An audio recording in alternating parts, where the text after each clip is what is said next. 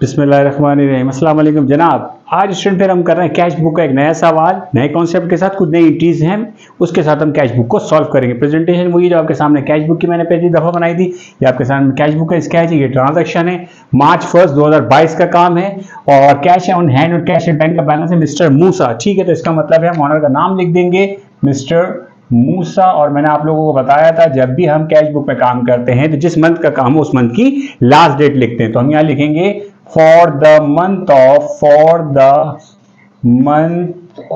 March 31st, for the month of March 31st 2022। ठीक है, 2022 start करते कहते हैं मार्च 1 में कैश बुक का और बैंक का बैलेंस बता रहे हैं। कब की बात है? मार्च 1। हम यहाँ लिख देंगे मार्च 1। क्या लिख देंगे? मार्च 1। और यहाँ लिखना चाहें लिख दे 2022 मार्च 1 का बैलेंस है हमारे पास। और ये मैंने बताया था ये दरअसल पिछले महीने का बैलेंस होता है जो ट्रांसफर होता है cash on hand and cash at bank. लिखा हुआ है मिस्टर मूसा 80,000 और 50,000। कैश का बैलेंस है 80,000, हमने लिख दिया 80,000 और इसका बैलेंस है कितने हजार रुपए? 50,000 रुपए। हमने लिख दिया 50,000 रुपए कैश बुक का बैलेंस। मार्च 2 में कहते हैं ओपन अ बैंक अकाउंट। बताया था मैंने, ये कौन सी एंट्री कहलाती है? ये कौन सी एंट्री कहलाती है? Contra entry. ठीक है, कौन सी एंट्री कहलाती है? कॉन्ट्रा एंट्री, यानी कि हम पैसे जमा कराने कहां पे? बैंक में। मैंने बताया था कॉन्ट्रा एंट्री की कंडीशन बताई थी। मार्च की 2 तारीख है जनाब, आप लिख देंगे मार्च की 2 तारीख। लिखने का तरीका बताया था। पैसे कहां जमा करा रहे हैं? बैंक में। तो हम डायरेक्ट लिख देंगे बैंक में अमाउंट। कितना अमाउंट बैंक में जमा करा रहे हैं? 30,000। ये लिख दिया मैंने 30,000। सही है। पैसे कहां चले गए? बैंक में। बैंक में क्या जमा करा है? कैश। तो इसका मतलब बैंक बढ़ गया किसकी वजह से? कैश की वजह से। और यहां हम लिख देंगे डिपॉजिटेड। क्या लिख देंगे? डिपॉजिटेड, यानी कि पैसे कहां चले गए? बैंक में। और ये कौन सी एंट्री बताई थी? Contra entry. कॉन्ट्रा एंट्री को हम यहां लिखेंगे सी से। ठीक है, कैश और बैंक ऐसी एंट्री जिसमें कैश और बैंक का कॉन्सेप्ट होता है वो कॉन्ट्रा एंट्री होती है। अब बैंक तो बढ़ गया, कैश क्या हो गया? कम। अब इस तारीख अपोजिट साइड पर आएंगे मार्च की 2 तारीख को। जनाब देख लीजिए, मैं बता चुका हूं मार्च की 2 तारीख को बैंक हमारा बढ़ गया था, कैश कम हो गया था। हम यहां लिख देंगे कैश, क्योंकि ये कैश की पेमेंट साइड है। कैश कम हो गया किसकी वजह से? बैंक की वजह से। ये कॉन्सेप्ट आपको बता दिया, बैंक बढ़ता है कैश की वजह से और कैश बढ़ता है कम होता है बैंक की वजह से। हम यहां लिख देंगे डिपॉजिटेड और सी फॉर कंट्रा यहां पे हम शो करा देंगे, सी फॉर कंट्रा। ठीक है जनाब, ये एंट्री नंबर हो गई फर्स्ट, यानी कि मार्च की 2 तारीख। आगे मार्च 4 में कहते पेड टू सप्लायर। सप्लायर को हम पे कर रहे हैं 12,500 रुपए इन full settlement of this account. 13,000 रुपए। हमने पेमेंट कितने की करनी थी? 13,000 रुपए की। हम पेमेंट कितने कर रहे हैं? 12,500 की। पेमेंट हो रही है तो हम आएंगे पेमेंट साइड पे। ये रहे हमारी मार्च की 4 तारीख, मार्च की 4 तारीख। सही है।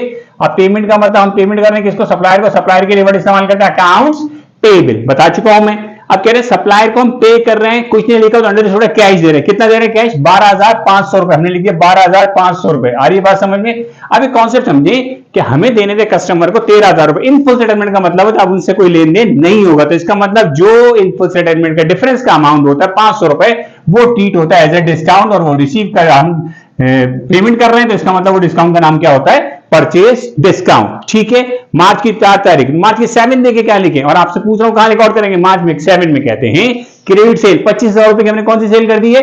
Credit sale. क्रेडिट सेल का मतलब जी हाँ, क्रेडिट सेल हम इन दोनों में कहीं भी रिकॉर्ड नहीं करेंगे, ना इसमें कैश आ रहा है ना कैश जा रहा है। मार्च की 11 को कहते हैं रिसीव अ चेक। अब मार्च की 11 में यकीनन रिसीव कर रहे हैं तो हम लिख देंगे रिसीव साइड पे मार्च की 11 तारीख को। कहते हैं receive a cheque from customer. Customer से क्या रिसीव कर रहे हैं? चेक। कस्टमर के लिए क्या इस्तेमाल करना है? Account receivable. ये मैं आप लोगों को बता भी चुका हूं बेसिक में भी, अकाउंट रिसीवेबल। कस्टमर से चेक ले रहे हैं 15,500 रुपए का। तो चेक की कंडीशन बताई थी मैंने आपको। When you receive a cheque तो वो क्या कहलाता है? Cash. In full settlement of this account 16,000 रुपए। हम कस्टमर से चेक ले रहे 15,500 रुपए का। हमने लिख दिया 15,500 रुपए। ठीक है, अगर हमें कस्टमर से पूरे पैसे मिलते तो मिलते 16,000 रुपए। मिल कितने? 15,500 रुपए। इसका मतलब 500 रुपए का क्या कहलाएगा? जी हाँ, डिस्काउंट। और वो कहलाता है सेल डिस्काउंट। ये डिफरेंशिएट देख लीजिएगा। पेमेंट करते हुए परचेज डिस्काउंट, रिसीव करते हुए सेल डिस्काउंट। यहां तक समझ में आ गई? ये मार्च की 11 हो गई। नंबर 16। नंबर 16 बताने से पहले मैं आप लोगों को कॉन्सेप्ट समझा दूं। डिपॉजिट चेक, ये बता दिया था कि चेक जमा कराएं या कैश जमा कराएं, कौन सी एंट्री कहलाती है? Contra entry. अब मार्च की 16 तारीख, मार्च की 16 तारीख देख लीजिए, यहां भी हमने जमा कराया था, बैंक में अकाउंट खोला था, वो भी कॉन्ट्रा एंट्री। यहां पे हम जमा करा रहे हैं चेक। चेक कहां जमा करा रहे हैं? बैंक में। बैंक में देखें 15,500 रुपए आ गए बैंक में। 15,500 रुपए किसकी वजह से आ गए? कैश की वजह से। और यहां हम लिख देंगे डिपॉजिटेड। क्या लिख देंगे? डिपॉजिटेड। और ये भी कौन सी एंट्री बताई थी मैंने आप लोग को? Contra entry. समझ में आ रही है? ये कौन सी एंट्री है? Contra entry. पैसे बढ़ गए, कहां पे गए? पैसे जमा करा दिए हमने चेक बैंक में, तो इसका मतलब बैंक हमारा बढ़ गया, कैश हमारे पास से कम हो गया। इसी तारीख की बात है। कॉन्ट्रा एंट्री सेम डे की होती है, मार्च की ये तारीख क्या है 16, बैंक बढ़ गया, कैश कम हो गया, कितने से 15,500 रुपए हमने लिख दिया, 15,500 रुपए। कैश कम होने की वजह क्या बता रहे हैं, बैंक हम यहां लिख देंगे डिपॉजिटेड, क्या लिख देंगे, बैंक डिपॉजिटेड, और सी फॉर कंट्रा, यानी कि काउंटर एंट्री होगा। ये बात आपकी समझ में आ गई, अभी तक हमने की है ट्रांजैक्शन नंबर 16 तक, ठीक है भाई। हमने कर दी मार्च 16 तक की एंट्री, देख लीजिए 16 एंट्री काउंटर एंट्री थी। अब 19 में कहते हैं withdraw cash for personal use, personal use के लिए बैंक से या कैश दोनों सूरतों में पैसे निकलवाता है। ऑनर यहां पे कुछ नहीं लिखा हुआ, कह रहे withdraw cash for personal use, या तो कंडीशन आ सकती है withdraw from personal use from bank, bank से पैसे निकालते हैं, कह रहे कैश निकाल रहे हैं, तो कैश निकालने का मतलब कैश का कम होना, कम होने का मतलब हम कहां रिकॉर्ड करेंगे, जी हां हम रिकॉर्ड करेंगे पेमेंट साइड के, बता दिया था ये है हमारी कैश के बढ़ने की वजह, ये कैश के कम होने की वजह। मार्च की 19 तारीख हमारे पास पैसा कम हो रहा है, देखिए कैश निकाला है पर्सनल यूज के लिए कितने 1000 रुपए, 2000, हमने सिर्फ देखें आसान तरीका बताता हूं स्टूडेंट, ये देखा हमने कैश में लिख दिया 2000 रुपए, क्लियर। रीजन क्या है, पर्सनल यूज बता दिए, पर्सनल यूज ऑनर का ड्राइंग कहलाता है, कैपिटल कम होने की वजह है ड्राइंग, ठीक है। इसका मतलब है कि हमारा कैश कम हो रहा है कितने हजार से, 2000 से। अगर यही पैसा ऑनर विड्रॉ करता पर्सनल यूज के लिए बैंक से, तो हम ये अमाउंट कहां लिख देते, बैंक में, ठीक है। ये काउंटर एंट्री नहीं कहलाती, ये पर्सनल यूज कहलाता है। आगे 24 में कहते हैं पेड सैलरी, डेफिनेटली ये भी यही की एंट्री है, यकीनन हमारे पास से कुछ ना कुछ पैसे कम हो रहे हैं, 24 को सैलरी पे कर रहे हैं। अब जनाब सैलरी का मतलब सैलरी एक्सपेंस, अगर यहां लिखा हो कि एडवांस में दे रहे हैं तो क्या लिखेंगे, प्रीपेड, लेकिन यहां पे एडवांस का वर्ड नहीं है, तो इसका मतलब सिंपल लिख रहे हैं सैलरी एक्सपेंस। 20,000 रुपए की सैलरी पे कर रहे हैं चेक के जरिए, चेक का ताल्लुक, जी हां चेक का ताल्लुक कहां से होता है, बैंक से, हमने बैंक में लिख दिया 20,000 रुपए, क्लियर हो गए स्टूडेंट यहां तक बात। अब 28 लास्ट एंट्री कहते हैं withdraw cash from bank, bank से फिर पैसे निकाल रहे हैं 15,000 फॉर ऑफिस यूज, जनाब ये था पर्सनल यूज, ठीक है, जिसमें एंट्री बनती है ड्राइंग से। अब ये ऑफिस यूज के लिए निकाले तो ऑफिस के लिए क्या एंट्री बनती है, बैंक और कैश, और ये कैश है बैंक। आप ये कॉन्सेप्ट याद रखें कि जब भी ऑनर विड्रॉ करता है पर्सनल ऑफिस यूज के लिए तो उसके पास क्या आता है, कैश, ये आ गया कैश। सबसे आसान कॉन्सेप्ट बता रहा हूं एंट्री को रिकॉर्ड करने का, मार्च की 28 एंट्री रिकॉर्ड करने का तरीका, पर्सनल यूज के लिए नहीं, ऑफिस यूज के लिए पैसे निकाले, ऑनर के पास क्या आया, कैश आया, कितने हजार रुपए, 15,000 रुपए। देखिए सबसे आसान तरीका, आप ये लिखते हैं कैश आ गया ऑनर के पास 15,000 रुपए, कहां से निकालें, बैंक से, तो इसका मतलब पैसे आने की वजह क्या बने, बैंक, और यहां पे लिख देंगे ऑफिस यूज, सबसे आसान तरीका। ये मैंने आपको बताया था कैश बुक की भी बेसिक में कि जनाब काउंटर एंट्री की दो कंडीशन होती है, व्हेन यू डिपॉजिट कैश और चेक इनटू बैंक, और सेकंड बताई थी when you withdraw cash from bank for office use. ये हो गई, पैसा निकाल लिया हमारे पास, आ गया ऑनर के पास, कैश आ गया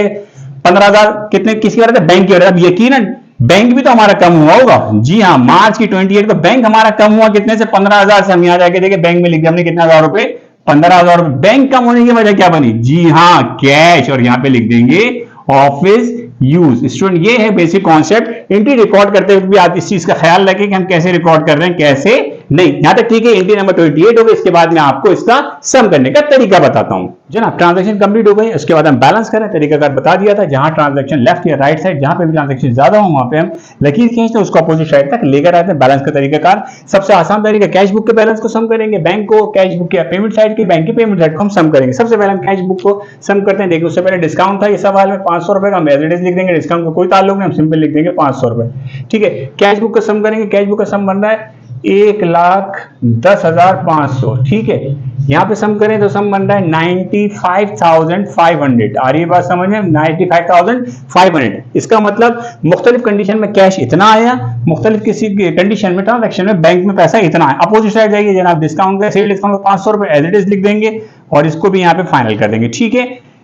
कैश बुक को जो टोटल पेमेंट साइड गई तो उसको सम करेंगे तो पता चलता है ये बन रहा है 60,000, सही है। और यहां पे हम प्लस करेंगे तो ये बन जाएगा कितना, 35,000। क्लियर हो गई बात। इसको यूं समझेंगे कि डिफरेंट कंडीशन में, डिफरेंट ट्रांजैक्शन में कैश इतना रिसीव हुआ, इतना पेमेंट, बैंक में इतनी रिसीविंग आई और बैंक की इतनी पेमेंट। अब हम क्या करेंगे, बैलेंस करने के लिए जितना कैश बुक में रिसीव हुआ था कैश, सही है, इतना, उसमें से जितना कैश हमारे पास से चला गया, इसमें से इतना माइनस कर देंगे तो हमारे पास डिफरेंस कितने का आया, 50,500 का। कितने का डिफरेंस आया, 50,500 का, बिल्कुल 95,500 से हम 35 माइनस कर देंगे तो हमारे पास जो डिफरेंस आया वो कितने का आया, 60,500 का। कितने का डिफरेंस आया, 60,500 का। अब हम क्या करेंगे, इस डिफरेंस को उस डिफरेंस में जो हमने लिखा है इसको हम प्लस करेंगे तो ये बन जाएगा कितना, 6 और 5 11, 1,10,500। यहां देख सकते हैं इसका सम भी कितना बन रहा है, 1,10,500। ये बन रहा है 95,500, ठीक है। और ये भी बन जाएगा कितना, 95,500। ठीक है 95,500। क्लियर होगा, ये बैलेंस हो गया। वो अमाउंट जो डिफरेंस का होता है बिटवीन कैश एंड बैंक, उसको उस बैलेंस को या उस डिफरेंस को हम कहते हैं अकाउंटिंग की लैंग्वेज में बैलेंस। बताया था मैंने सीएफ, क्या बताया था बैलेंस, सीएफ या सीडीपी लिखते हैं। ये बैलेंस जो होता है जो पर्टिकुलर वर्क कर रहे हैं जिस महीने का, उसकी लास्ट डेट, इसका मतलब हम यहां लिखेंगे मार्च की 31st। ठीक है, मार्च का काम था। इसके बाद ये बैलेंस ट्रांसफर हो जाएगा मार्च के बाद अप्रैल 1st, मार्च के बाद अप्रैल 1st में ये बैलेंस ट्रांसफर हो जाएगा।